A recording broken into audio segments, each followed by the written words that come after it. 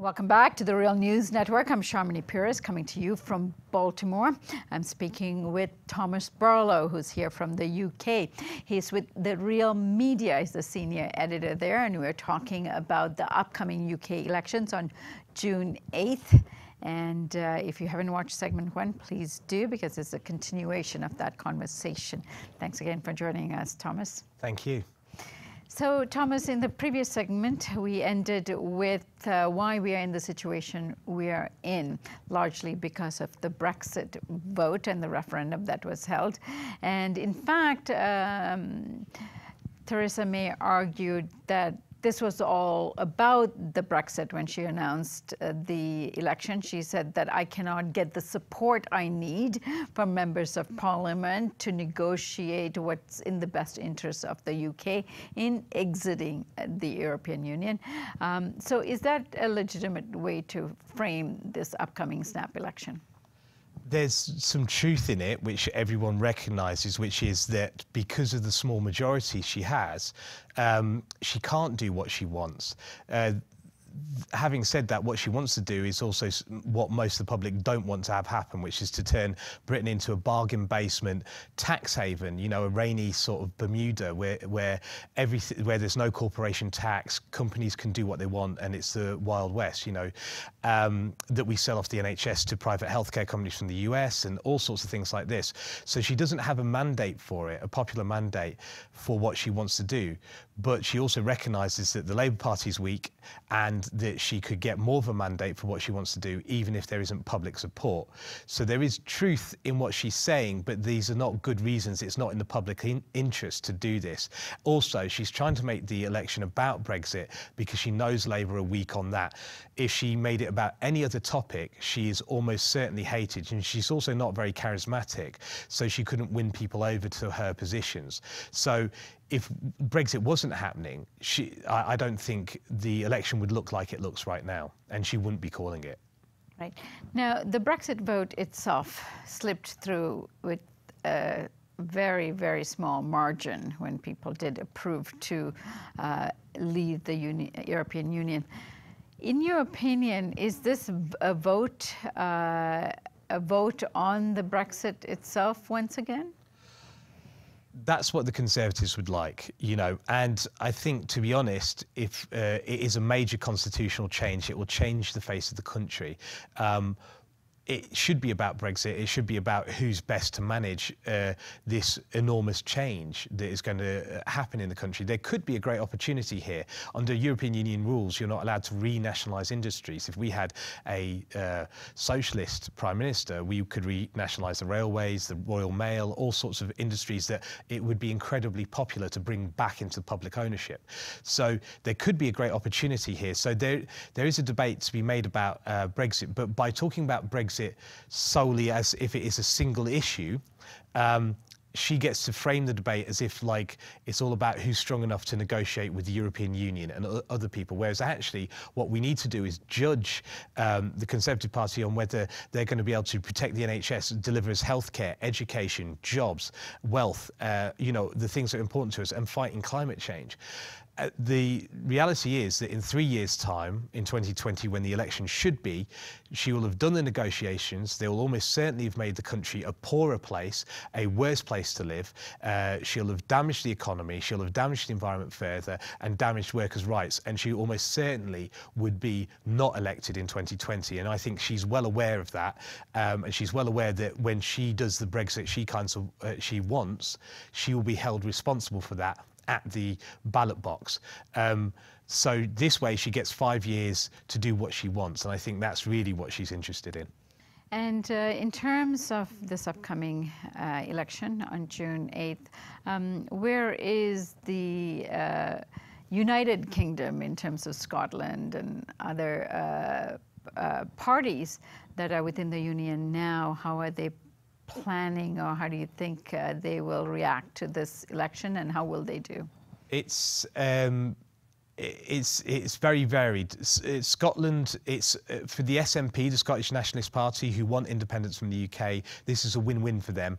If the Conservatives win with a huge mandate and do what they want to do, they will almost certainly alienate the Scottish population, and there is a far better chance that there will be independence, a second referendum, and Scotland will go independent and maybe join the EU, rejoin the EU.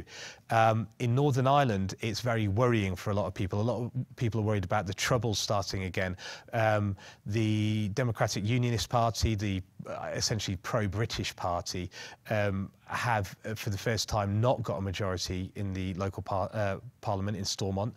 And people are talking about maybe reunification with Ireland to become part of the EU, because otherwise the border will become hard again and people are not going to be able to cross from the Republic of Ireland to Northern Ireland. People are worried in that case there will be flare-ups of violence between the Unionists and Republicans. That's a very dangerous situation, and we don't know how that's going to play out. And in Wales, we're seeing the Conservatives doing really well. And Plaid Cymru, who are the Welsh Nationalist Party, not necessarily picking up as many votes as we thought. The country, the United Kingdom, is becoming more and more divided, and certainly it is less tenable to see our country remaining a single nation over the next decade. It almost certainly will not be, and probably will reduce to England and Wales at some point in the future, I think. Although there was extensive discussion in the UK about Brexit, yes or no vote, the understanding of the relationship of the people in Britain to the European Union was highly misunderstood. And by this I mean, for example, the issue of mobility in Europe, the right for individuals to cross borders and work in other countries in Europe and so on, which is a very popular thing, particularly among the young. Was seen as a benefit that a lot of people were not willing to give up on. However, it was also confused with people didn't quite understand the economic ties related to the European Commission and the ties, compliance that UK had to have in terms of its ties to the European Union. People didn't understand that. That seemed a bit more abstract for people. So when the vote came down, the shock was, wow, we're not going to be able to, move about Europe and go anywhere and work anywhere. But is that an adequate understanding of the issue, and what are the problems that mainly the left had? Because some people in the left also argued that a Brexit would be a good thing, for example, Tariq Ali.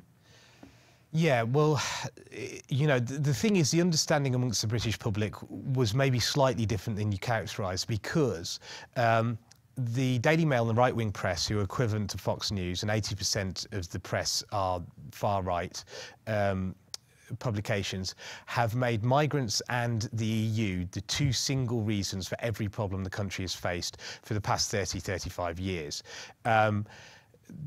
And some of that is fair criticism, but most of it is not.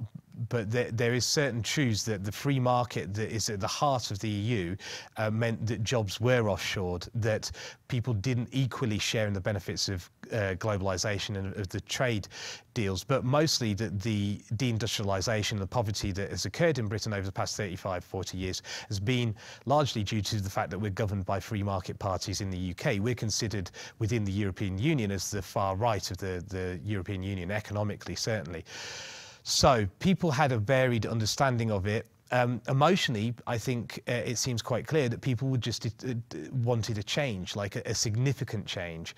They were sick of the same old, and people were told that this would get rid of the experts, the elite, the kind of people who've been telling people and looking down their noses at people for a long time, but saying everything's good, everything's going to be fine. You've got a passport that means you can go to France without a visa. It's all good.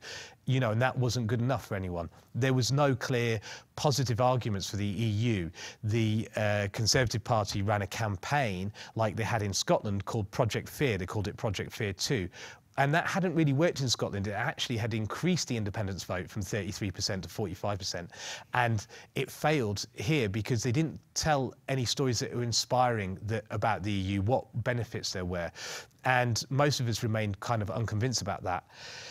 Within the left, yes, people argued quite correctly and logically that the EU is an imperialist organisation that impoverishes Africa and a good deal of the world, uses the aid budget to prop up dictators, start wars. It also impoverishes the periphery. Greece, Spain, Italy, Portugal, Ireland all get made poorer by the European Union. Britain doesn't. Britain sees the benefits often. But they made that argument, and that divided the left. The other half of the left, or the majority of the left, certainly the Liberal left, said, look, this is going to lead to increases in racism and racist attacks, and it's going to give more power to the right and the far right. And what we did see is that there is now a far right-wing government, whereas there's a sort of liberal right-wing government before, there is now a far right-wing government in control. And so that critique seems to have been borne out by what's happened, which is that actually Brexit would be a negative thing. But people were very undecided, and it was quite a complex issue. It was very difficult for actually people to make a decision, and a lot of people decided in the booth. Thomas, there's a lot more we can talk about, and this swing to the right, and also in terms of what's going on in France and Europe at large. But I think we'll continue this discussion with you on the other side of the pond, as they say. I look forward to those discussions. Thank you for joining us today, Thomas. Thank you very much. And thank you for joining us here on the Real News Network. And stay tuned for more analysis and election coverage in the UK with the Real News. Thank you.